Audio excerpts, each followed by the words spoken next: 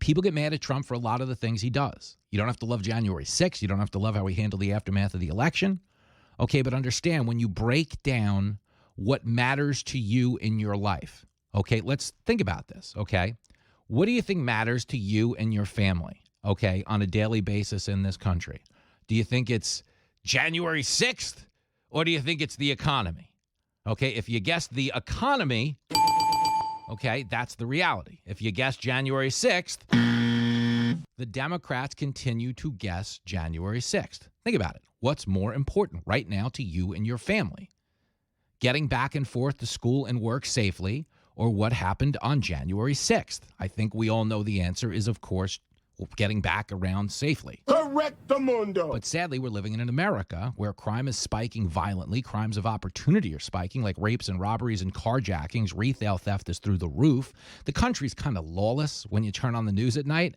Ergo, despite all the bad things the media spends its time saying about Trump, none of the things he's doing are of a direct consequence that affects you and your family. Bingo. And this is where the media loses it again and again and again. Their priorities, okay, in the media, their priorities are never your priorities. He knows what he's talking about. A good example was the summer of 2016 when Trump was going up against Hillary, and they were like, oh, he's tweeting all this crazy stuff. Who's this guy with the crazy tweets? He's saying bad stuff. We never heard bad stuff like this. The media is a bunch of losers. They really are. And to be clear, a lot of us were thrown by a lot of those tweets, but he was also talking about things people cared about, like jobs, like securing the border, like not getting ripped off by NAFTA, like not being the world's piggy bank, things that resonated with Americans.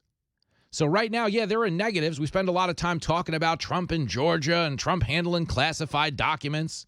But let's not pretend for a second he's the first high-ranking government official to mishandle classified documents. I'm Hillary Clinton, and I approve this message. So you understand he has negatives. But the reason Biden isn't pulling away is because Biden is a terrible president. I agree with that. Here it is. Separate question. 39% of voters hold a favorable view of Biden.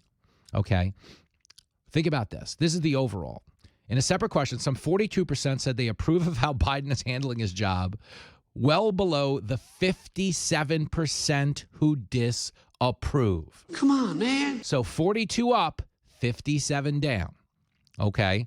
And they have a word, okay, for the 42% who say Biden's doing a good job. They're called idiots. Total idiots. Okay, according to this poll, Biden's tied with former President Trump in a potential rematch of the 2020 election, with each holding 46% support in a head-to-head.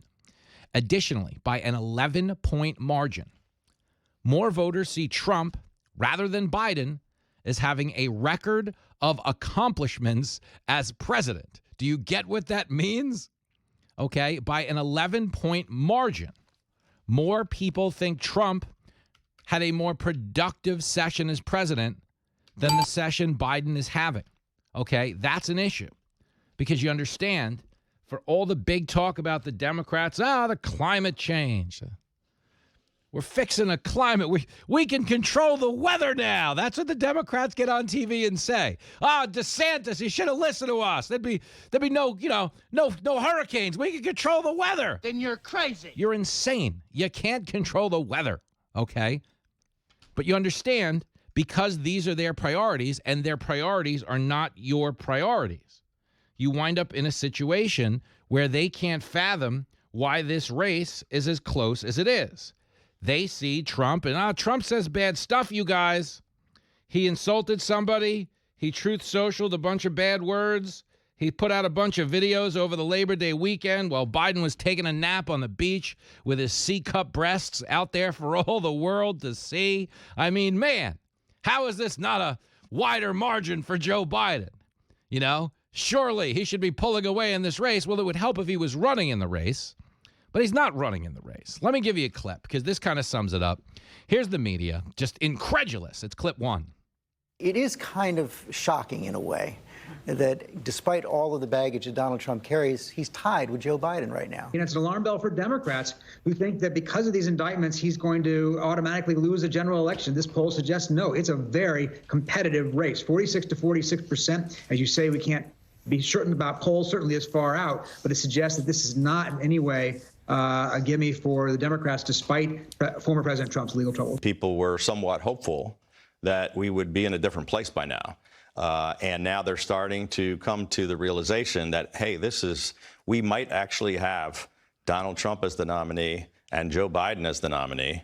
And this is something that 70% of the people in America do not want. Man on the right is the former president of the United States with 4 indictments, and he's still tied with Joe Biden in this poll.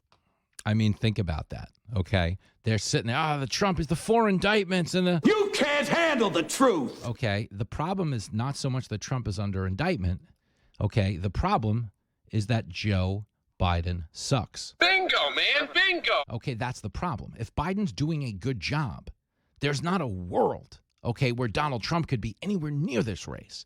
Traditionally, if a politician's on the verge of getting indicted, he steps down the night before and gives some big speech about how he's, doesn't want to be a distraction to the people. He's going to spend more time with his family. He's going to step away. And then, he flies off to some all-inclusive and shags his mistress. Hubba, hubba. Okay, but in this instance, Biden, cannot make Trump go away, despite the weaponization of our Justice Department, despite all this absurd talk about the 14th Amendment, and they're going to get, that's the 14th Amendment, you see. That's actually going to disqualify Donald Trump from running again. Wrong. That's just pie-in-the-sky nonsense. But when you're talking about that stuff, it's because you can't sell your ideas. That's the issue. Okay, and as we stand here right now, launching a new week, back to school, the Link Man starting off 10th grade this week. We're real excited in my house. Okay, we're in this brand spanking new studio. There's a lot to be excited about. But if you actually care about the country, it's hard to look at the people running it and feel like we're doing this correctly. And I'm not alone in saying that. 70% of Americans think we're headed in the wrong direction. Okay, here's the last number in this poll, and it matters. By a 10-point margin, more people describe Donald Trump as mentally up to the presidency. Some 46% said that is true of Trump, compared to just 36% who said it's true of Biden. We have a president that is clearly not all there. So that's your answer as we get underway today. So much talk about 2024 and who's going to run and what's going to happen and everything in between. Okay, but the reality for me on this show, and I say this every day, you're in the today business.